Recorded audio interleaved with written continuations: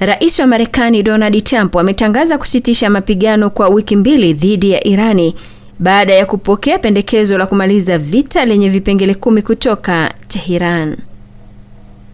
Tangazo hilo limetolewa chini ya saa 2 kabla ya tarehe ya mwisho aliyoiweka, ambayo halidai kuwa ikiwa Irani haitafungua mlango bahari wa Hormuz, basi ustaarabu mzima nchini Irani ungeangamizwa usiku wa kuamkia hii leo.